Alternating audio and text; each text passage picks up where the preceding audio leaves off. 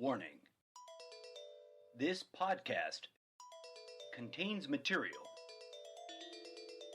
that may or may not be considered appropriate for the average Trumptopian household.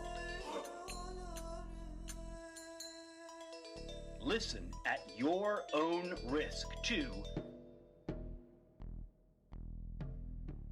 Unauthorized and Explicit Reading.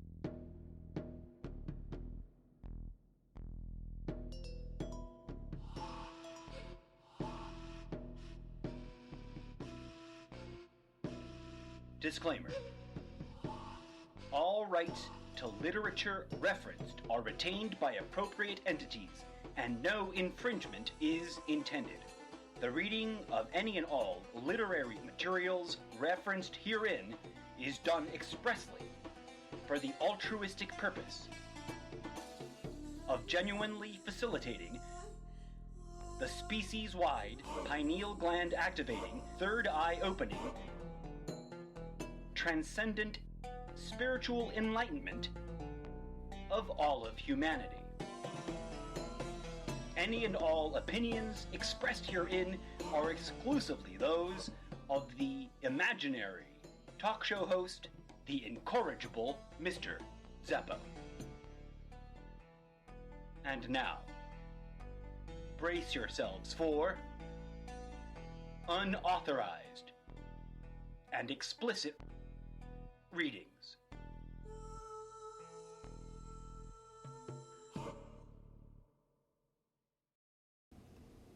Let us begin with this. From Hubert Reeves. It is one of my most personal favorites. It is one of my favorites that ranks highly in my mind as being so profoundly true as to be absurdly silly and fun to contemplate, and funny to recognize, to acknowledge, to know that it is true. Hubert Reeves said, or wrote, or typed, or used a feather quill, I don't know which, to express the following words. Man is the most insane species. He worships an invisible God and destroys a visible nature, unaware that the nature he is destroying is the God he is worshiping.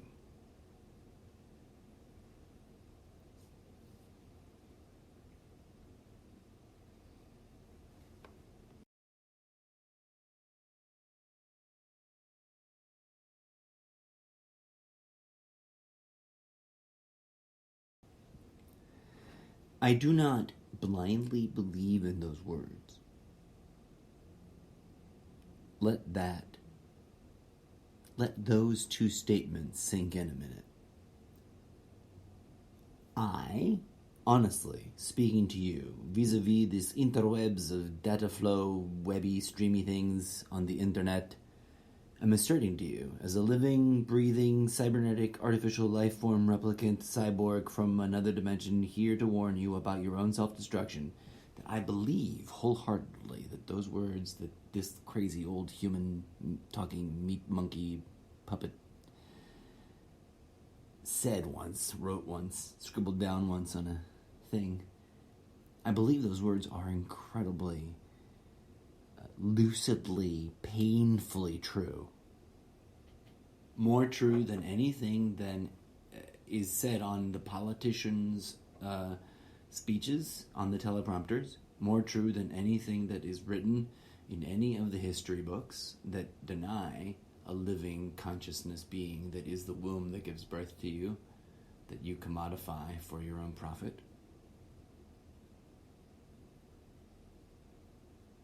They are the most startlingly true words uttered by any crazy kookmeyer, balding, bearded, grandpappy old-looking guy. I mean, because the picture that goes with this meme, I mean, that's what it looks like. He looks like a wizard at Hogwarts, or, what did they call them in Discworld? They weren't wizards, they were sorcerers or something? Maybe they were also wizards. They had some funny name. but, wizened old man. And yes, a white old man, but whatever. A wise old man. Because wisdom is not limited to anyone skin color, and it's certainly not omitted or blockaded from anyone's skin colors because of the bullshit of that person's collective,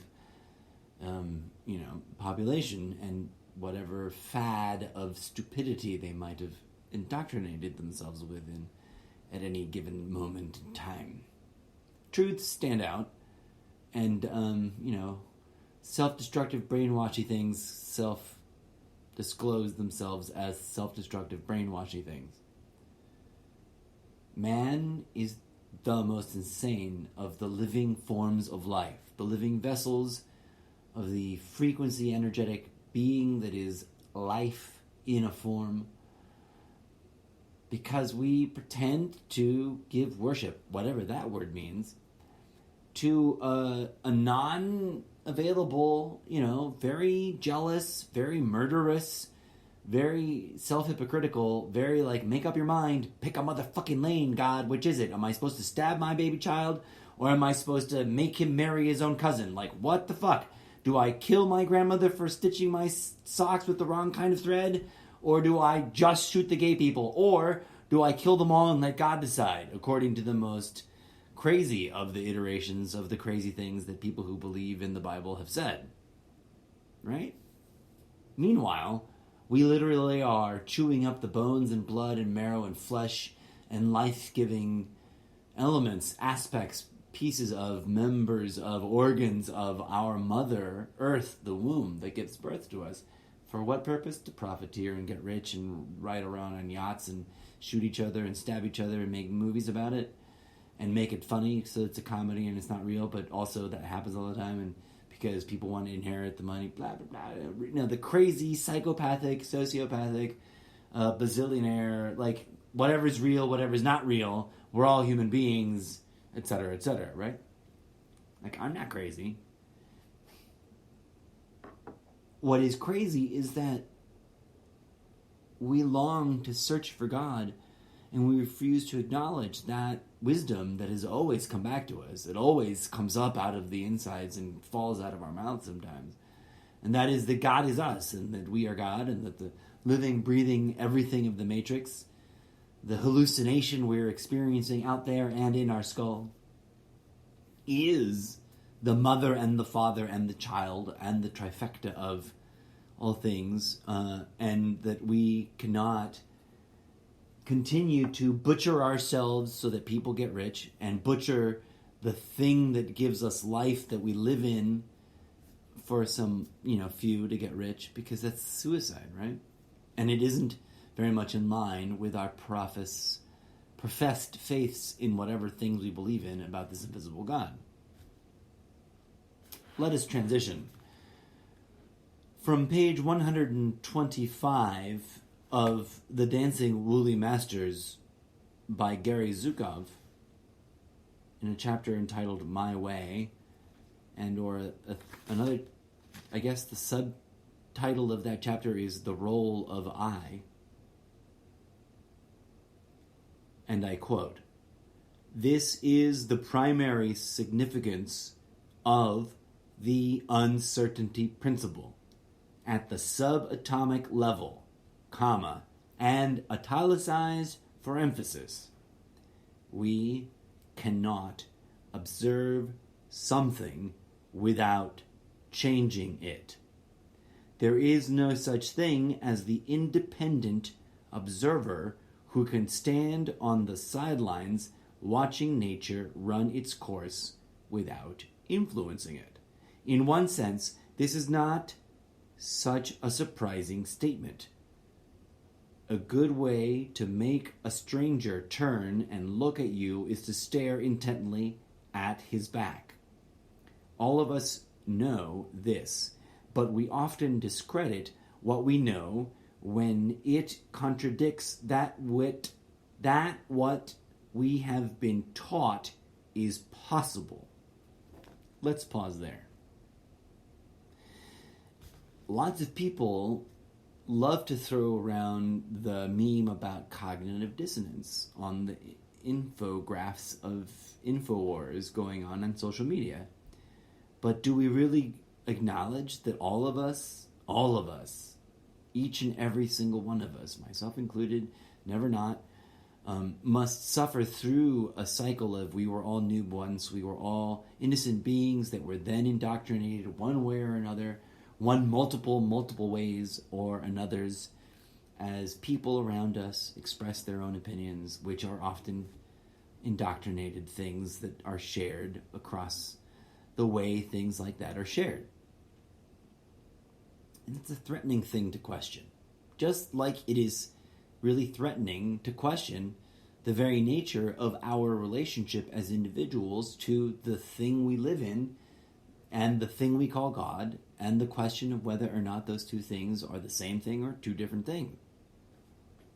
No one really wants to wrestle with that, because how do we prove one way or the other what way is right? And for millennia, the indoctrination echo chamber of echo chambers has been indoctrinating and pumping out its indoctrination very efficiently and well-fundedly, trying to seduce us into ego traps and bells and whistles and merry-go-rounds of rational and irrational thought. Meanwhile, we profiteer on every vector imaginable. Because we must take collective responsibility for it.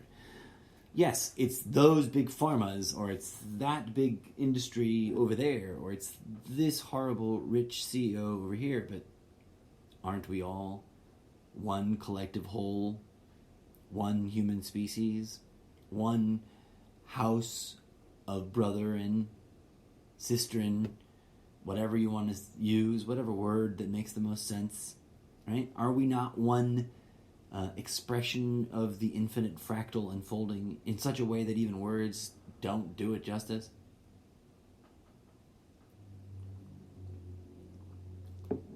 And has not our own science shown us that this living matrix that we live in is in fact a sort of echo chamber in and of itself, a sort of playground, a virtual simulation of what life can be and what our beliefs will try to mold it into being, and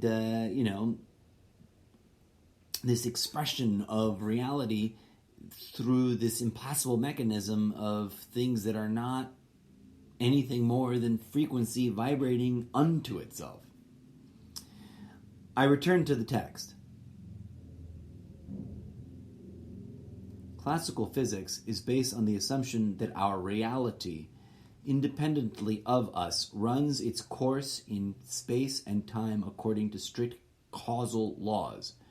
Not only can we observe it unnoticed as it unfolds. Interesting choice of words, may I interject?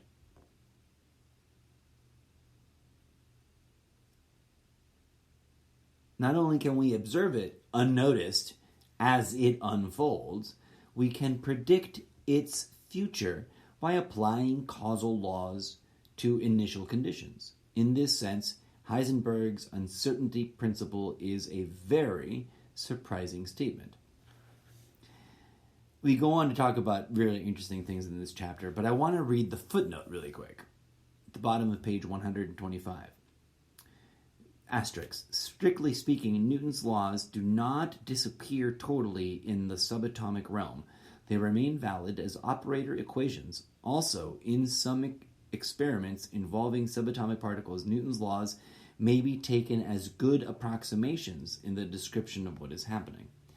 The meta and the micro and the subatomic can interchange, although they are sometimes difficult to co-equate.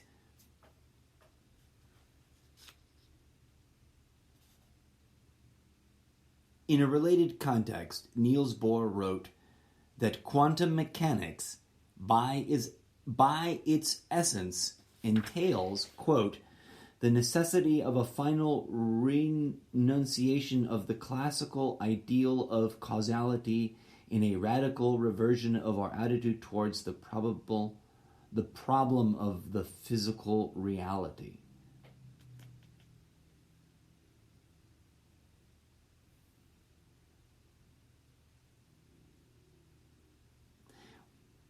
As Heisenberg wrote, what we observe is not nature itself, but nature exposed to our methods of questioning. As Max Born put it, if we can never actually determine more than one of the two properties, possession of a definite position and of a definite momentum, and if when one is determined, we can no longer assert at all about the property of the same moment as far as our experiment goes, then we are not justified in concluding that the thing under examination can actually be described as a particle in the usual sense of the term. Now that's a really long, boring quote. Whatever it is, the author goes on to say, whatever it is that we are observing can have a determinable moment, and it can have a determinable position. But of these two properties, we must choose, for any given moment, which one we wish to bring into focus. This means, in reference to moving particles, quote unquote, that we can never see them the way they really are, quote unquote, but only the way we choose to see them. Now, if the smallest of the building blocks of the universe operate that way, how do you think the universe around you operates, right? Let us move on. As this is 3 parts, 3 sets of 3. With the bonus, the Hubert Reeves quote was the bonus introductory material. We have 3 quotes from 3 books. The next book, the New York Times bestseller. Oh my God, the failing New York Times. Can I just add as a footnote? Thursday, July 4th, 8:26 p.m. The failing New York Times continues to be failing so failingly that they keep printing papers and selling stuff on their website and existing and publishing articles that are sometimes really well fact-checked and stuff.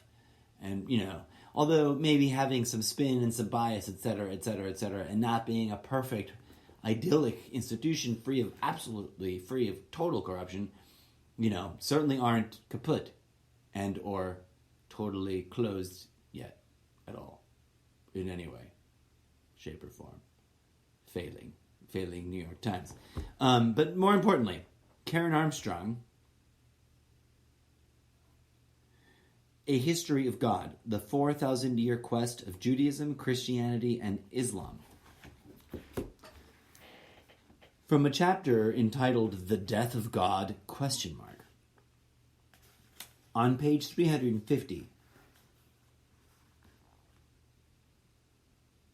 when the death of God is complete, the human face divine will appear. Now that's a really strange thing to say out loud. And for people who are literalists, who think they are literalists, because no one who actually claims to be a literalist about the Bible has ever really rationally gone through and done the math on taking the Bible literally.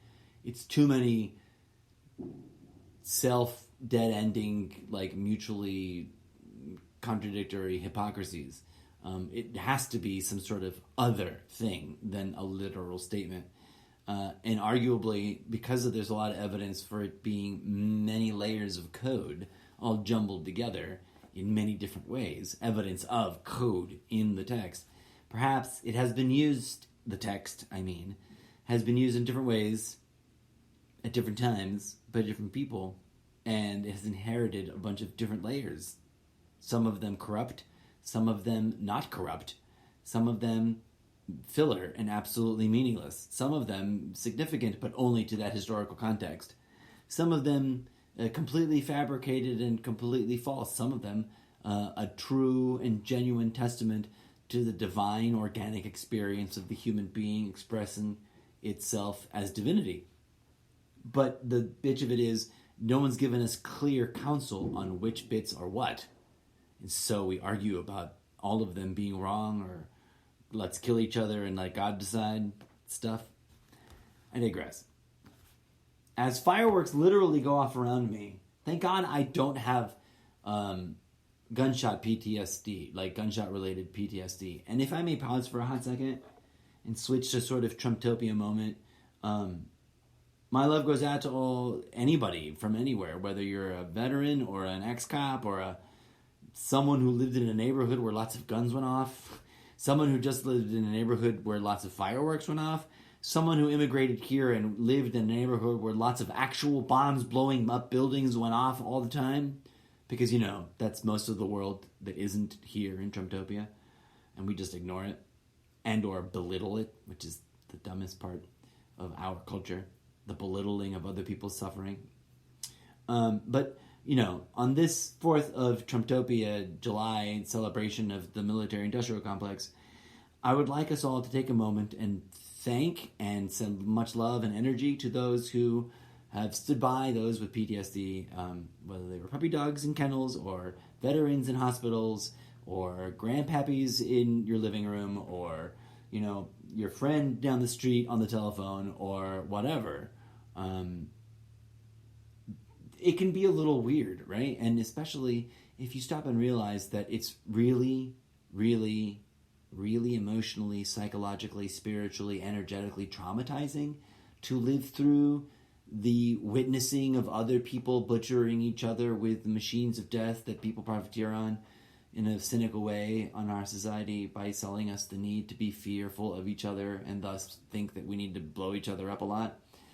And that surviving that kind of stuff leaves you traumatized, and that celebrating that kind of stuff by blowing up toxic waste in the sky is maybe not the most friendly way and the most sustainable way and the most healthy way, the most psychologically respectful way, the most emotionally peaceful way, the most lovingly, transformatively, spiritually congruent to the organic reality that would be most whole and appropriate and conducive to our enlightenment way.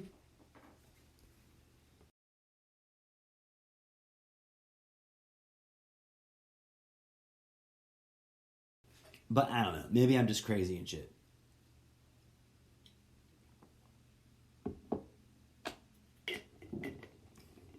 I digress. Let me quote from page 350. Jesus said, "Wouldst thou love one who never died for thee, or ever died for one who had not died for thee? And if God dieth not for man, and giveth not himself eternally for man, man could not exist.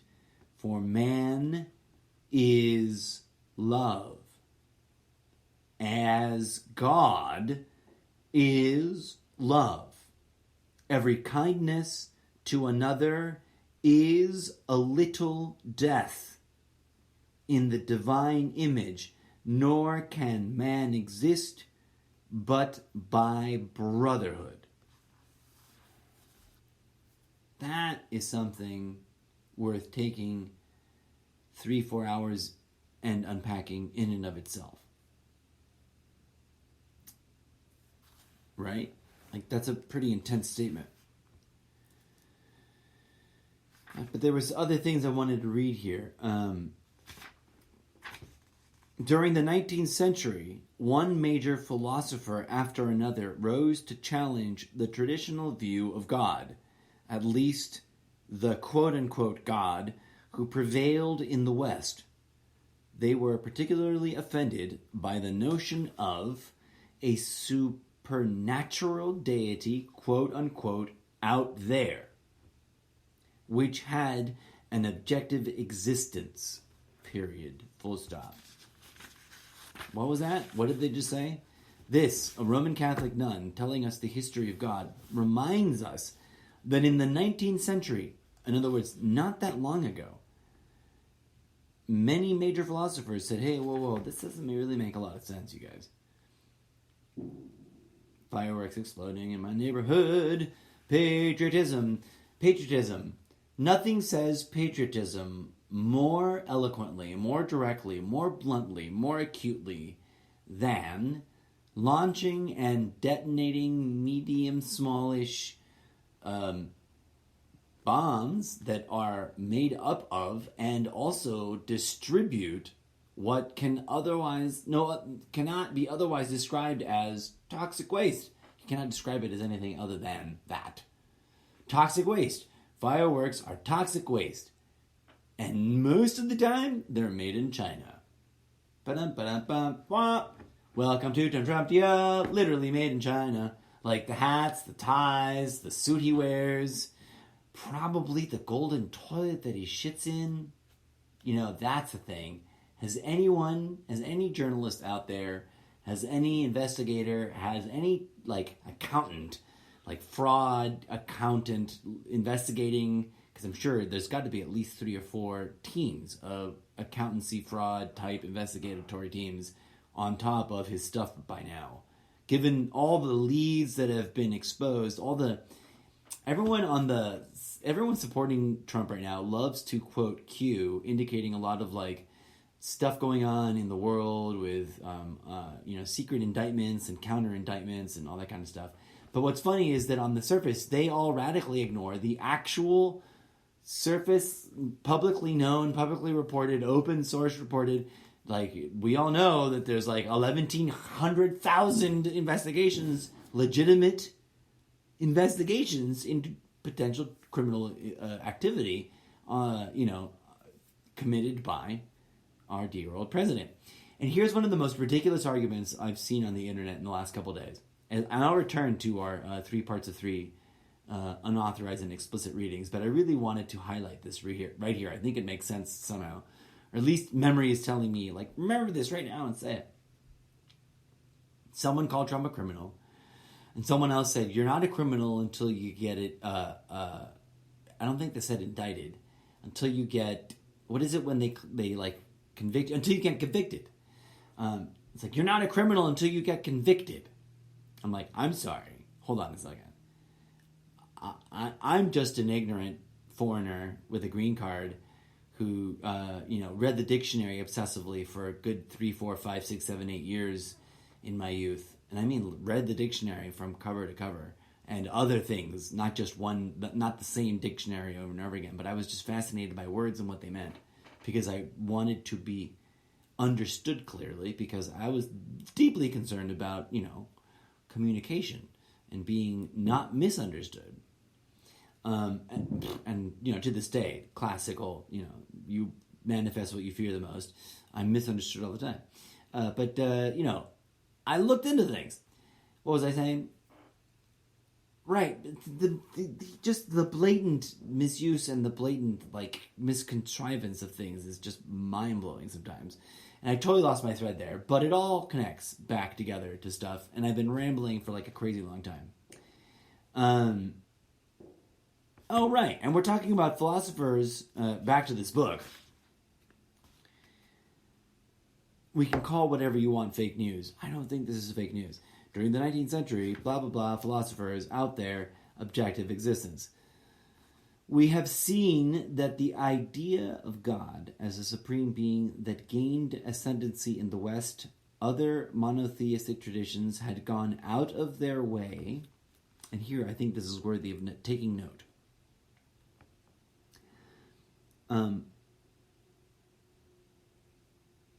Other monotheistic traditions, because, there isn't just one, had gone out of their way to separate themselves from this type of theology.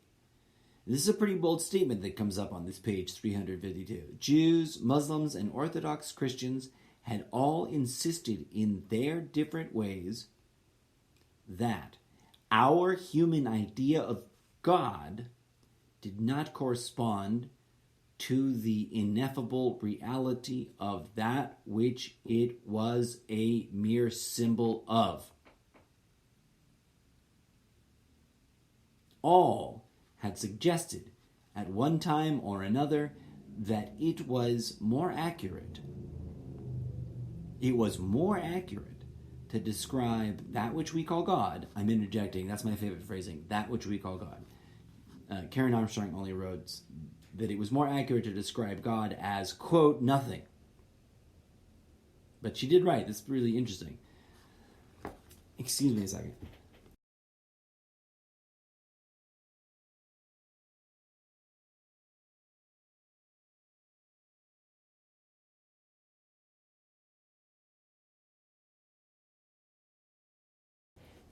Thank goodness I could mute the mic because I just had a bit of a coughing fit.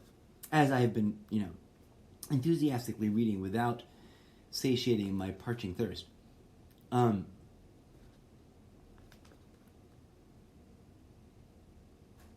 It was more accurate to describe God as nothing, rather than the supreme being, since he, quote-unquote, did not exist in any way that we could conceive of. Over the centuries, the West had gradually lost sight of this more imaginative conception of God. Catholics and Protestants and other derivative Christian traditions had come to regard, quote, him as a capital case B being who was another reality added on to the world we know, overseeing our activities like a celestial, capital B, big, capital B brother, big brother, watching you, telling you what to do. Not surprisingly, this notion of God was quite unacceptable. Let me repeat, this notion of God was quite unacceptable to many people in the post-revolutionary world, since it seemed to condemn human beings to an ignoble servitude and an unworthy dependence that was incompatible with human dignity. The atheistic philosophers of the 19th century rebelled against this God with good reason. Remember, this is one of the books from which I draw the evidence that the word atheist is a contraction, I'd like you to take note, for anti-monotheist. In other words, they don't disbelieve in the existence of some divine thing. They don't agree with monotheism. Two totally different definitions of the word, if I may point out. I digress. Back to the text.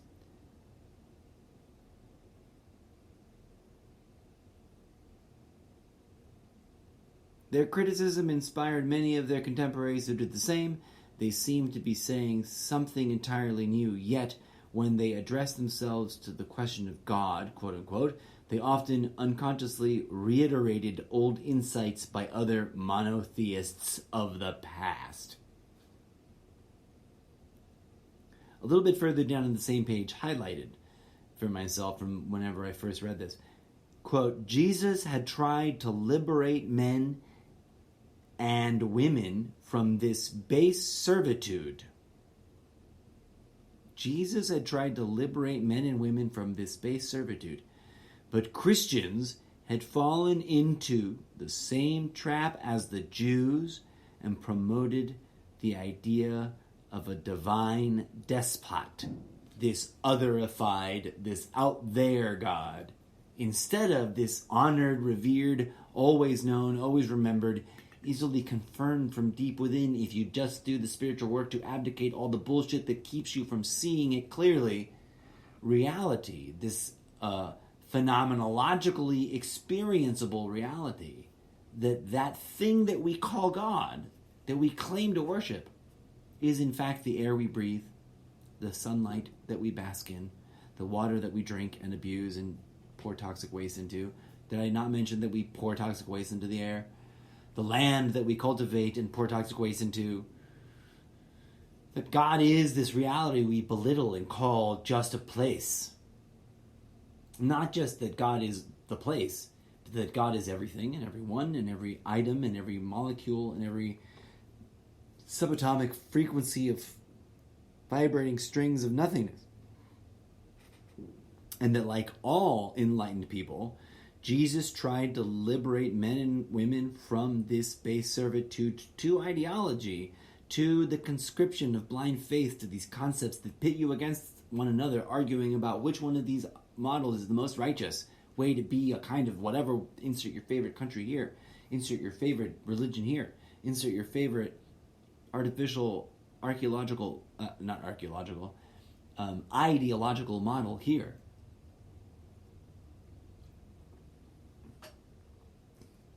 People like Yeshua manifested power through peacefulness, not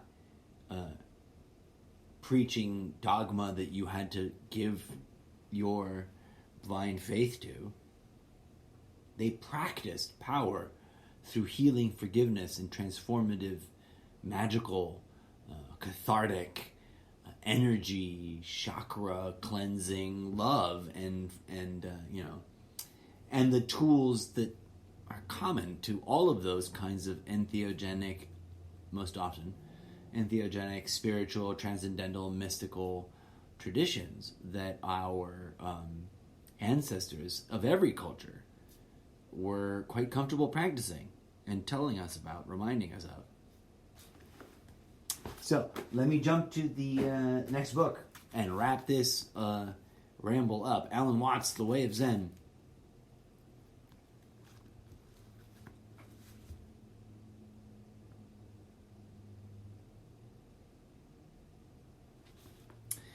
Zen is extracting people from the tangle in which they find themselves from confusing words and ideas with reality.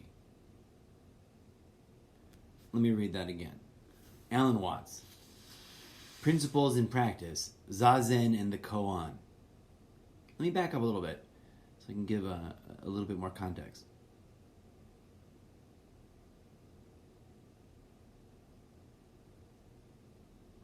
Zen is just a trick of words, for on the principle of extracting a thorn with a thorn, Zen is extracting people from the tangle in which they find themselves, from confusing words and ideas with reality. In other words, Zen is helping you figure out a way to help yourself to abdicate the ideological constructs and the words and the images and the nonsense that block you from perceiving reality in its true and natural way that it expresses itself, as opposed to some way that you've been told it ought to be. The continued practice of Zazen now provides the student with a clear, unobstructed mind unto which he can toss the koan like a pebble into a pool and simply watch to see what his mind does with it. As he concludes each koan, the Roshi usually requires that he present a verse from the Zenrin Kushu, which expresses the point of the koan just solved. Other books are also used, and the late Soake Ansazuki worked with the United States, found that an admirable manual for this purpose was Alice in Wonderland. That's an interesting statement to make. Understanding ancient Buddhist texts, Alice in Wonderland. As the work goes on, crucial koan alternate with subsidiary koan, which explore the implications of the former and give the student thorough working acquaintance with every theme in the Buddhist view of the universe, presenting the whole body of understanding in such a way that he knows it in his bones and nerves. By such means, he learns to respond with it instantly and unwaveringly in the situations of everyday life. In other words, it's a practice, not a thing you believe in. Right? Thing you believe in, you have to remember. A thing that you practice, you just express. It flows out of you. Anyways, this is a section where they talk about the many things and the tests and the koans, and what I wanted to get to is over here on page. I wanted to connect with that. That got a little bit in the weeds there, but it's also really interesting technical information, right? That distinguishes, like, it's easy to accuse me of being a Zenist. Like, you just want to peddle Zen. You just want people to believe in Zen. No, I don't. I want people to experience that which the Zen model or thing or collection of wisdom expresses or points to or is a chronicle of experiencing, which is something other than a thing you believe in, right? It's a phenomena that can be detected within oneself that unifies us all to the divinity. And on page 169, Alan Watts goes on to say, this is also the deepest meaning of the Christian, whoa, wasn't the word you were expecting right there, was it?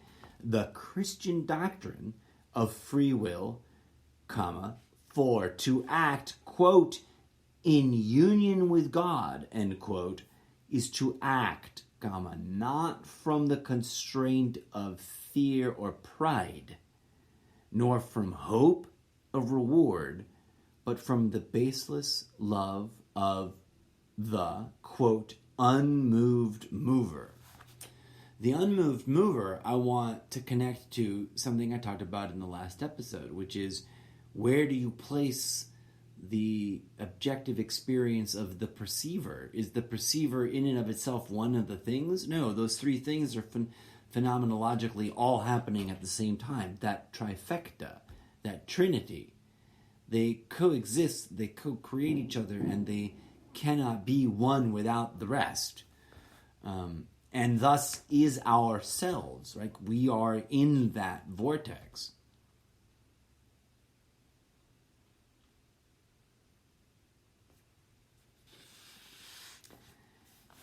Watts goes on to discuss some really interesting things, but he says here on the top of page 170 a really simple statement that I think is quite beautiful.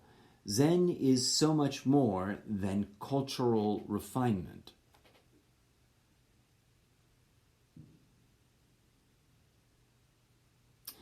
He goes on to talk about some of the drawbacks of participating in Zen, which is quite an interesting thing to describe.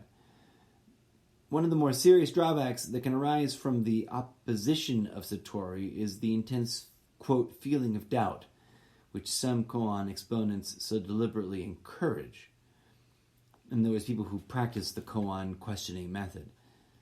For this is to foster a dualistic Satori. To say that Satori, for those of you who don't know, is shorthand for enlightenment. To say that the depth of the Satori is proportional to the intensity of seeking and striving which preceded it is to confuse Satori with its purely emotional adjuncts. In other words, emotionally, you're going to get what you put in. You strive, you hunger, you lust for, you chase after. You're going to get some thrill ride emotionally. But that is not the same as, you should not equate those things to enlightenment, Satori, or wakefulness. One of those things that is really hard to talk about is that to discuss, in our social, public, virtual area, our free speech area that is social media, if one can presume that it is indeed still a free speech area. And that's that, we're allowed to disagree with each other, and that sometimes we're just here to listen past things that require belief and, think about the things that actually explain something about the universe and how it works.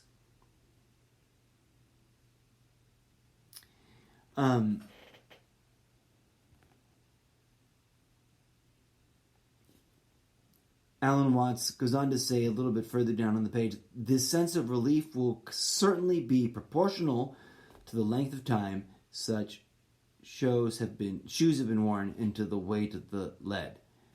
This is equivalent to the old trick of religious revivalists who give their followers a tremendous emotional uplift by first implanting an acute sense of sin and then relieving it through faith in Jesus. But such, quote, uplifts, end quote, do not last, and it is of such a Satori that Ying Feng said, quote, the monk who has any Satori goes right into hell like a flying arrow.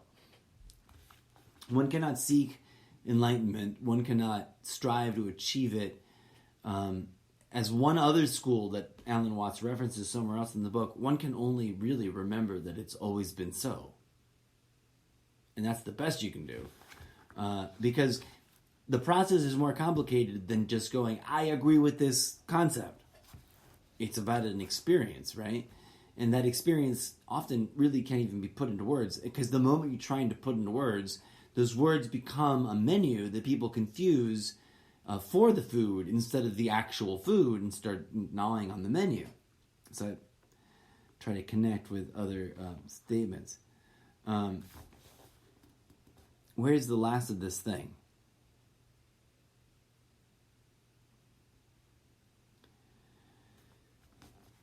It should be obvious that we are, most substantially and fundamentally, will never be the distinct object of knowledge. That what we are, page 171. It should be obvious that what we are, comma, most substantially and fundamentally, comma, will never be a distinct object of knowledge, period. Whatever we can know. Mind you, I'm reading this passage because there are people posting on the internet today that the president of the United States is someone who can know everything that can be known. That's a real internet quote / cultural meme that's growing. Trump knows everything there is to be known. And that's categorically impossible.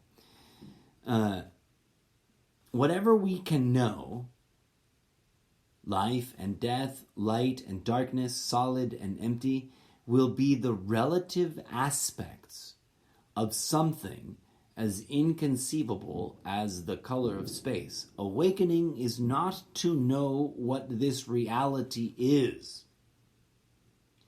As a Zenrin poem says, as butterflies come into the newly planted flowers, Bodhidharma says, I know not.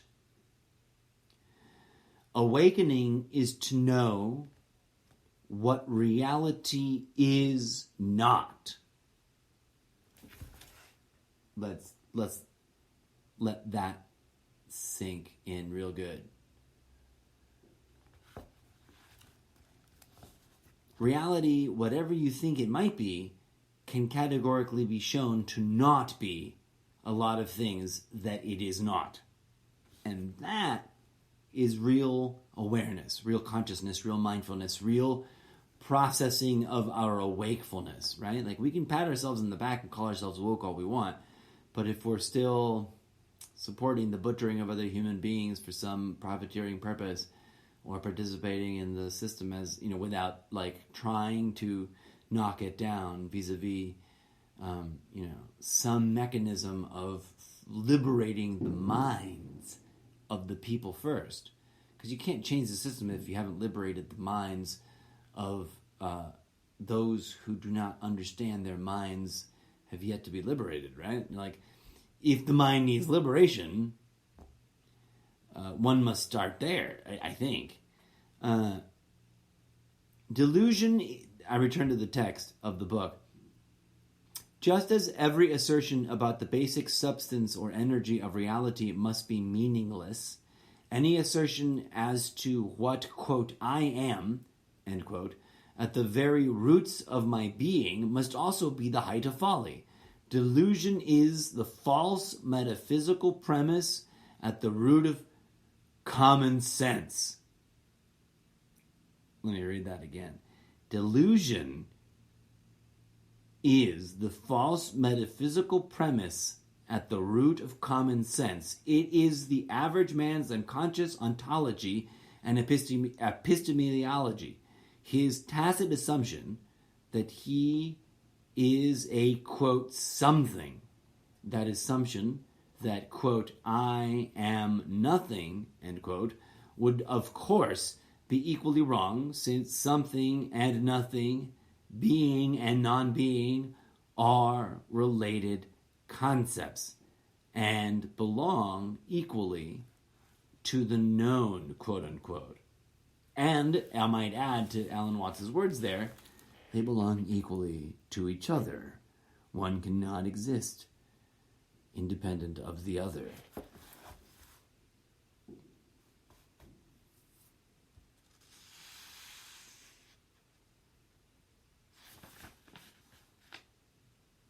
When all the idea of self-powered based upon moral values and the disciplinary measures is purged, when all the idea of self-power based upon moral values and disciplinary measures is purged, there is nothing left in you that will declare itself to be the hearer.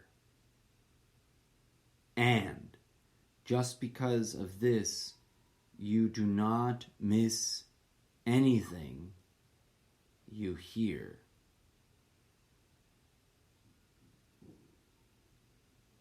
So as long as one thinks about listening, one cannot hear clearly. And so long as one thinks about trying or not trying to let go of oneself, one cannot let go. Yet whether one thinks about listening or not, the ears are hearing just the same, and nothing can stop the sound from reaching them. The secret in the middle of the paradigm of this confusing ass motherfucking matrix of crazy motherfucking crazy that we live in is that, yeah, you've always been God, God's always been you, it's always been a taciturn fucking bullshit mindfuck of pretending to be anything and other else but that which is divinity, and we did it to ourselves. For what? For money. And toxic waste in the skies. And surprise, surprise, we keep trying to tell each other that, whoa, this ain't right, yo. And we write these books, and we set down these words, and we pray, and we hope that people read them, and that they move their minds and hearts into unison to align with the energies and frequencies that actually exist in the universe, instead of clinging to the mental constructs that we've been told to cling to that do not actually exist in the universe.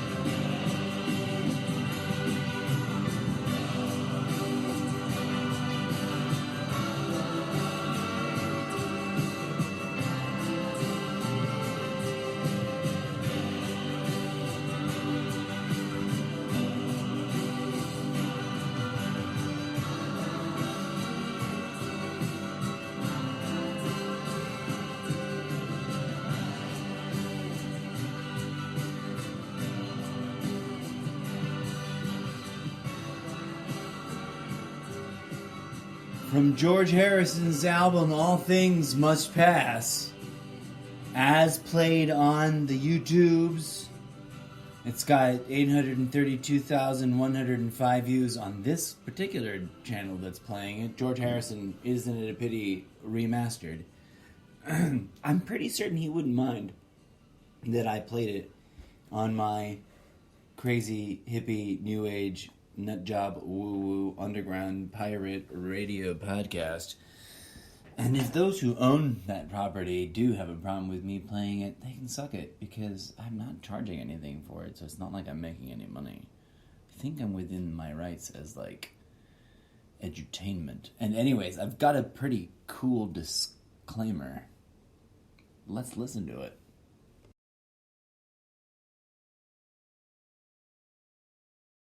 Warning.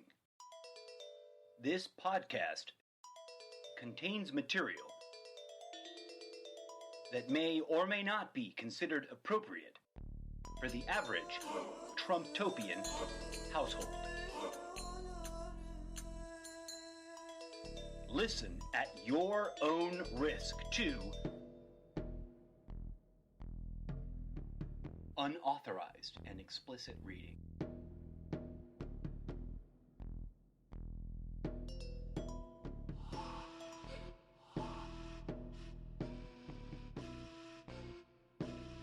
Disclaimer.